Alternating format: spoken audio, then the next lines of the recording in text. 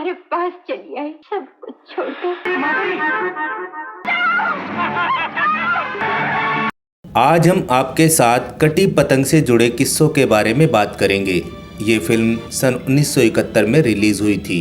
इस फिल्म का आराधना फिल्म से क्या संबंध है, आशा पारिक जी को इस फिल्म में कैसे एंट्री मिली और बहुत सी बातें करेंगे। आप बने रहेगा हमारे साथ। मैं हूँ आपका होस्ट एंड दोस्त M.A. चौधरी। कटी पतंग की स्टोरी गुलशन नंदा ने लिखी, डायलॉग वर्जेंद्र गौर और गीतों को सजाया था आनंद बख्शी ने, संगीतकार R.D. बर्मन, डायरेक्टेड और प्रोड्यूसर शक्ति सामंत। सबसे पहले तो हम बात कर लेते हैं आराधना फिल्म की।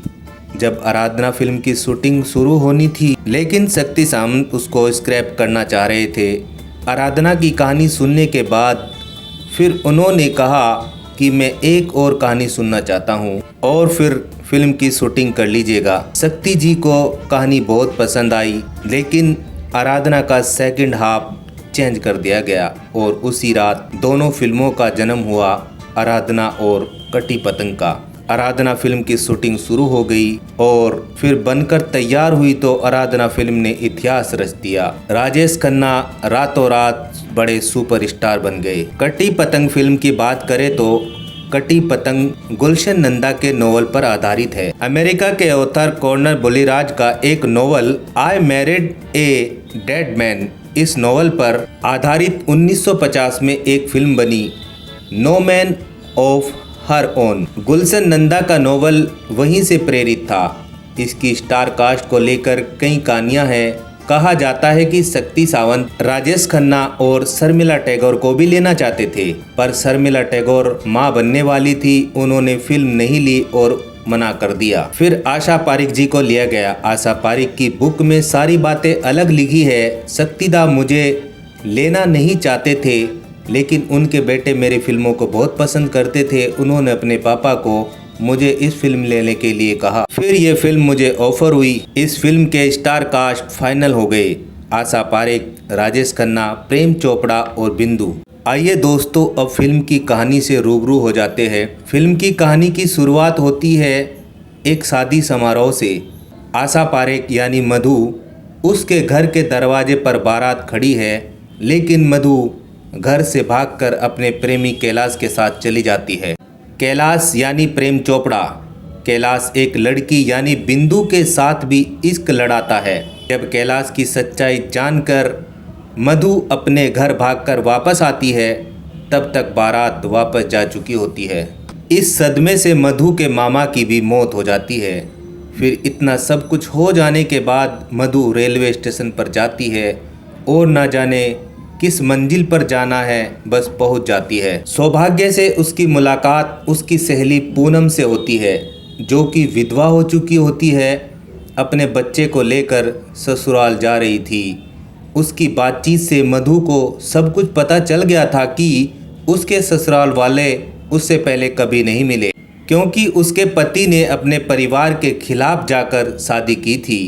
फिर पूनम मधु को भी अपने साथ ले चलने की जिद करती है और मधु मान जाती है। फिर अचानक ट्रेन का एक्सीडेंट हो जाता है। उसमें मधु को गंभीर चोट आती है और मधु मरने की हालत में हो जाती है। लेकिन मरने से पहले पूनम मधु से एक वचन लेती है कि तू मेरे बच्चे को पालेगी और मेरे ससुराल में जाकर पूनम बनकर रहेगी। मधु पूनम के बच्चे को लेकर टैक्सी में लेकर चलने लगती है। रास्ते में टैक्सी ड्राइवर उसके पास काफ़ी सारा पैसा देखकर लालच में आ जाता है और टैक्सी को गलत रास्ते पर चलाने लगता है। वहाँ एक अनजान व्यक्ति आकर मधु और उसके बच्चे की जान को बचा लेता है। वो अनजान व्यक्ति कोई और नहीं बल्कि राजेश खन्ना जी थे। उनका फिल्मी नाम कमल सिन्हा है, इस इलाके का फॉरेस्ट ऑफिसर। मधु उसके घर पर रुक जाती है और बातचीत से पता चलता है कि वह उनके ससुराल वाले को काफ़ी अच्छी तरीके से जानते हैं। शाम का समय हो जाता है। कमल सिन्हा पार्टी के लिए घर से निकल जाते हैं तो नौकर की बातों से पता चलता है कि कमल सिन्हा अब रोज़ शराब पीते हैं, क्योंकि उनका दिल टूट चुका है। बिना लड़की देखे अपने पिता के कहने पर शादी करने पहुंचे थे, लड़की घर से भाग गई और बारात खाली हाथ वापस आ गई थी। इस बात का गम कमल सिन्हा को खाए जा रहा था। अब मधु को समझने में देर नहीं लगी कि वह लड़की कोई और नहीं बल्कि मैं ही हूँ। आखिरकार मधु अपने ससुराल यानी पूनम के ससुराल पहुँच जाती है। सास ससुर उसको अपना लेते हैं और कमल का भी उस घर में काफ़ी आना जाना था। धीरे धीरे कमल को मधु से लगाव हो जाता है। मधु के कहने पर ही कमल सिन्हा ने शराब पीना भी छोड़ दिया था और मन ही मन में मधु भी कमल सिन्हा को चाहने लगी थी। एक दिन कहानी में बड़ा बदलाव आ जाता है जब शबनम और मधु एक क्लब में मिले और एक दूसरे को पहचान लेते हैं।